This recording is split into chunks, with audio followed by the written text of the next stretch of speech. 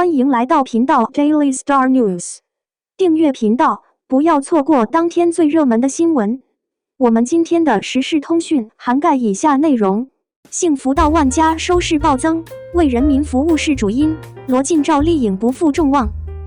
7月12日，电视剧《幸福到万家》11日晚间的整体收视率酷云出炉，东方卫视和北京卫视方面双收视率破 0.6%。当晚，该剧播出第23集和第24集。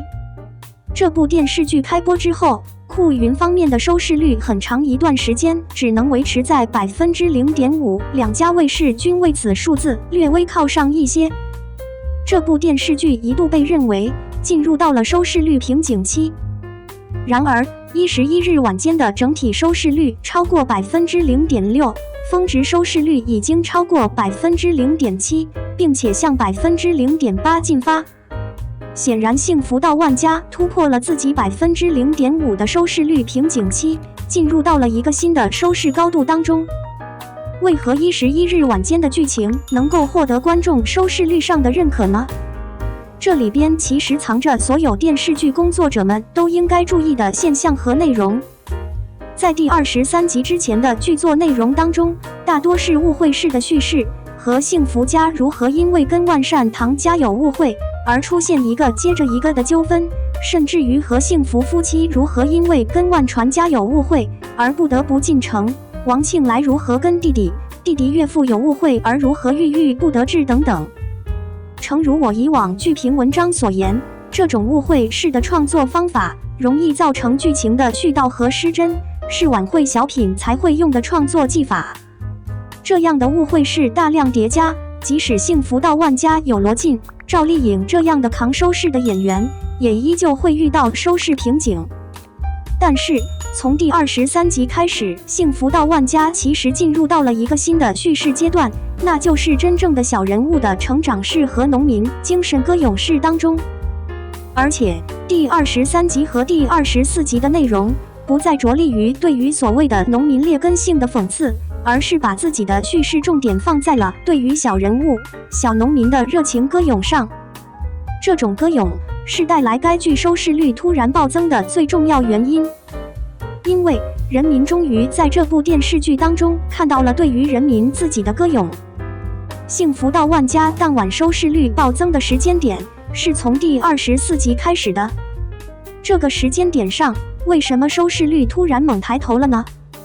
因为在剧情内容当中，几十位前来打官司的农民涌入到了方圆律所，见到律所漏雨之后，朴素的农民们没有嫌弃什么，而是帮助和幸福一起处理漏雨问题，有人帮着拖地，有人帮着接雨。这是什么精神？你为农民做一件事情，农民为你做100件事情。乃至于稍后的剧情内容当中，关涛一行3人律师去农村现场帮助农民朋友们打赢了苹果合同的案子，农民朋友们把关涛等人围拢起来，争抢着拉他们到家里吃饭。这样的桥段是整部电视剧最为有价值的地方。比之于该剧当中对于王庆来这种进城农民过分讽刺的内容，不知道要高明多少了。关涛帮助农民朋友打官司，站在了观众们的情绪点上。电视剧观众，尤其是客厅观众，要求朴素情感的表达，而不是对农民朋友过分的讽刺。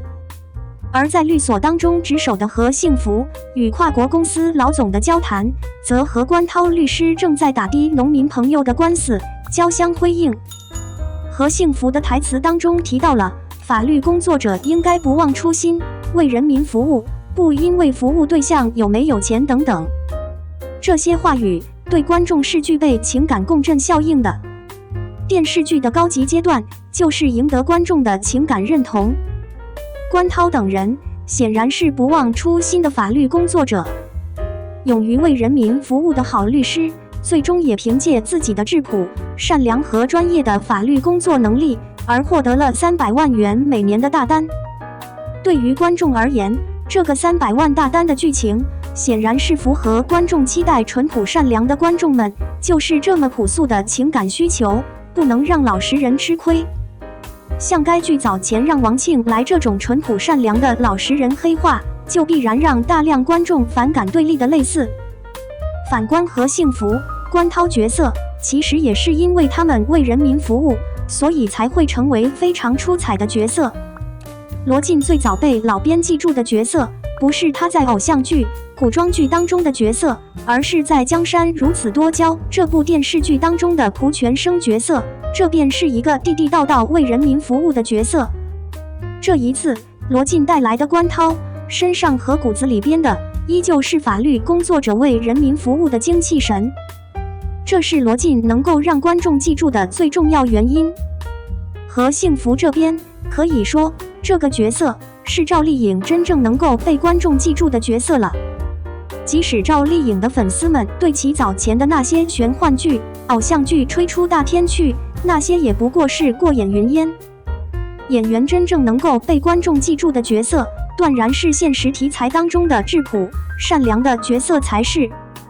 幸福到万家当中，何幸福站在农民的立场上，一次接着一次地动员关涛等3位律师，不要忘记农民朋友的案件，要喝着农民朋友的腊肉粥，想着农民朋友的苹果案。这个何幸福的角色带着浓郁的人文气息，甚至于可以说是中国传统知识分子的气息，朴素而浓郁的人民的视角和立场。第24集当中，何幸福这位朴素的农民和关涛讨论自己拿6万还是9万分成的时候，那股子质朴气，让赵丽颖站在了流量演员的演技巅峰上。角色成了，演员也跟着成了。